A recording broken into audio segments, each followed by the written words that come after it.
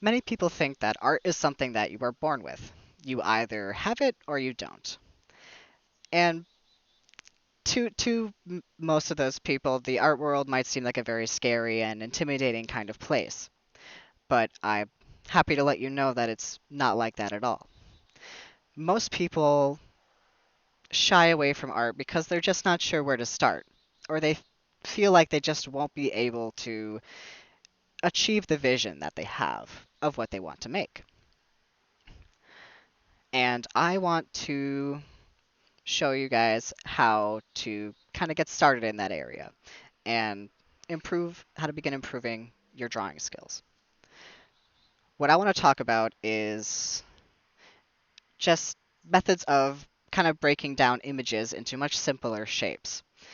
That is a very easy way to be able to translate a real life image into a drawing and rebuild it from the ground up without having to worry about all the complicated details and extra shapes and whatnot. You don't have to worry about that.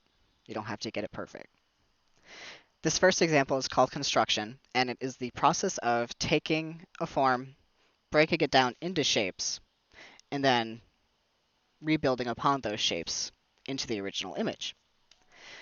Like here with this tracing of a painting my grandmother did, I broke down the dog's head into its bone shapes. Like here's his jaw, his chin, muzzle, cheekbone, and I wanted to kind of record how some of these shapes fit into each other, kind of like a puzzle. And everybody can break down their images in a unique way that really translates the shapes to that individual. I like to do stuff that looks like polygons, like in a video game, because to me it just makes sense. All right. My next method I want to talk about is the skeleton method. The skeleton method, in a way, can be more self explanatory. And the idea is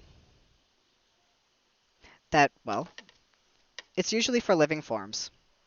And I'll talk about this human here for, for my example. Oh, goodness. Sorry about the light. The human as my example. Lines are used for the spine and for each limb. Everything that is a long bone is represented by a long line. Each of these lines are connected by little circles, and those circles just represent joints. It's just, it's kind of the common and the typical way to do a skeleton method is with the bone and joint method, but you do not have to. One of the main, I want to say, traits or features of this technique is using big shapes to represent major body parts, and especially body parts that you can kind of base the location of other features on, or kind of use as a proportional reference in a way. Those are the shapes that you want to make sure that you get right.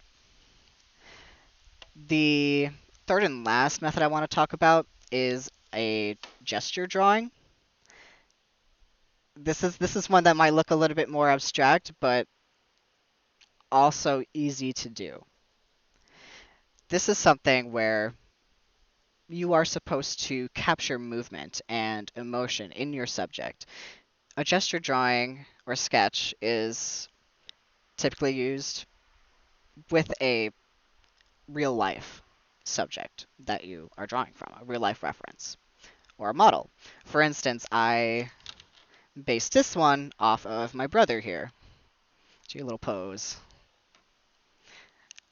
I tried to represent him resting his head on his knuckles. And in it, I just tried to capture the most major points of movement. One of the, I think the most fundamental one was the curve from his head to his shoulder through his neck, kind of right there. You can see that there's a curve there, and it kind of dictates how the rest of the body moves. So typically, if you're doing a living form, especially human, you want to detail the motion of their spine and the motion of their shoulders and their hips. Not necessarily super detailed, just something to kind of show that they have moved positions and something to suggest movement in the image. Um, yeah, I did most of these with charcoal because I just love the medium. It's very easy to manipulate. It's also very easy to get messy using it though. But you don't have to worry about shading because you can just take a cotton ball and just kind of spread it evenly as you feel like, when you feel like, where you feel like, and you can just simply erase areas for highlights. That's, I would say, the three most common ways to begin a drawing. And do not get discouraged if it doesn't come out how you want it to right away.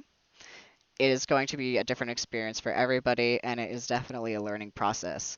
But I want you to know that you can do it. It's not something that you are limited to by birth. It is something that you learn. It's something I had to learn and practice just for years and years, but it's very rewarding to be able to create the images that you see in your head. And I want that for all of you too.